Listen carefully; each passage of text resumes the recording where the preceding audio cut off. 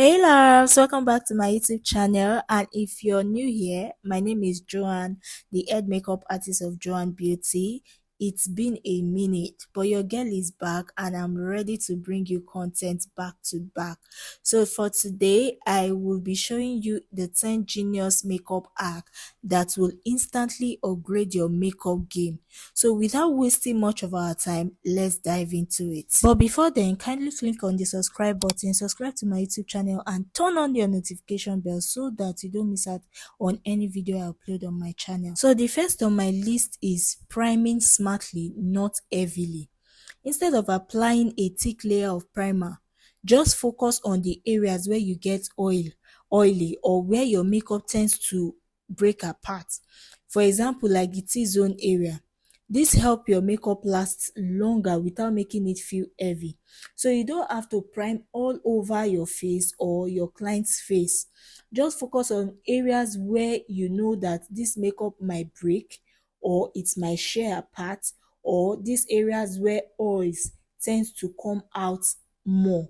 Focus on that particular area and prime.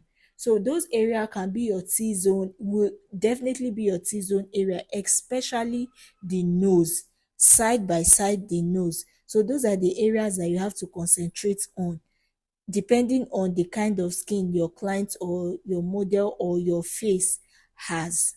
The number 2 on my list is mix foundation with moisturizer. If you want a more natural skin-like finish, mix a tiny bit of your moisturizer with your foundation. It makes your base look fresh and glowy instead of looking cakey. I know this might sound weird to a lot of you guys, but if you mix a bit of moisturizer with your foundation, you will enjoy it, and you will enjoy it to be very easy to blend. And this works more on dry skin. When you're working on a dry skin and you are trying to apply foundation, most times you have to mix your foundation with moisturizer to make it glowy, to make it very, very smooth, to make it easy to blend. Instead of your foundation looking cakey, it will have a very smooth base, it will be easy for you to blend, and it will be glowing. I've tried this and it has worked for me.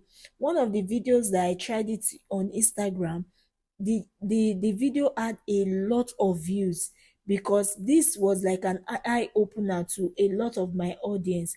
So you can try that, and if it works for you, fine, but just make sure you are mixing a very little moisturizer with your foundation. Number 3 on my list is conceal after foundation. Apply your concealer after foundation. Apply very little concealer after foundation because you've applied foundation already, and foundation has already covered most of the imperfections, you know most of the imperfections on your skin, under the eyes. So a little is more, or how did they speak that English? Little go a long way. So just apply very little concealer under the eye and ensure that you blend properly. The next is lift your face with concealer placement. For an instant facelift effect, apply concealer at the inner corners of your eyes and just beside your outer corner, then blend upwards. This gives a snatch or lifted look. So this is something that is trending now because every makeup artist you see on the gram is having a facelift, like how to lift their client's face. So you just apply concealer at the inner corner of the eyes and apply little by the side of your outer part of the eyes and blend upward to create that face lift. So the next on my list is use cream blush before powder. Apply cream blush before setting your face with powder. It blends seamlessly into the skin and gives that healthy natural flush that lasts all day. So if you're used to my channel, like you always view my videos, you're always watching my videos, you see that I use most of my lip palette as my blush. But in my next video, I will be introducing you to a new blush palette that I got from Young White Lamp Cosmetics. Sorry. So I'll be introducing you to that new blush, and I want you guys to look out for that video. Okay.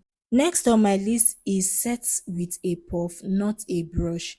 Instead of sweeping powder with a brush, press it in using a puff or your sponge. This technique lock the makeup in place and keep your skin smooth and poreless. So if you always watch my videos, you see that I usually use my powder puff or my sponge to set my powder.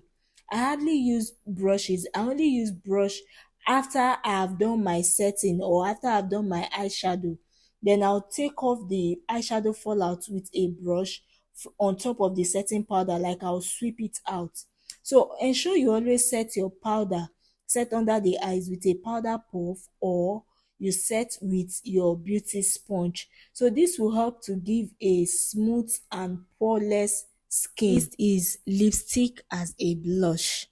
So if you are ever in a rush and you want a quick glam, your lipstick can double as your blush, your cream blush. Just dab a small amount on your cheek and blend it out with your finger or your sponge. It gives a cohesive, natural look. So a lot of you guys see, okay, I said it earlier that I usually use my lip palette as my cream blush, and this works faster for me. So, but if you can get a cream blush, it is fine. But we are talking about hacks here. So things that you can use to improvise. So you can improvise with your lip stain or your lipstick as your blush, your cream blush rather. So you can just dab a little, blend, and go wherever you want to go to. Next on my list is highlight before setting spray.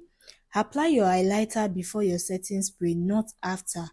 Once you spray, it melts into the skin beautifully for that dewy glass skin glow. So you can highlight your skin, like put that glow. For those that are beginner, that highlighter, you can apply it, then spray. So this will melt the highlighter if that is what you want to go for.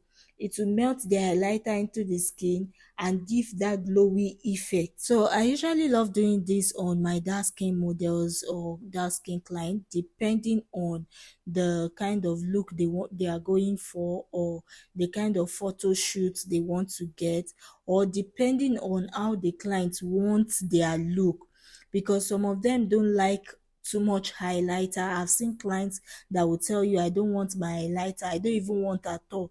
So what I do is I apply highlighter and go ahead to spray the highlighter alongside with their makeup so that it can melt into their skin. Lastly, always refresh your makeup with a mist and a sponge.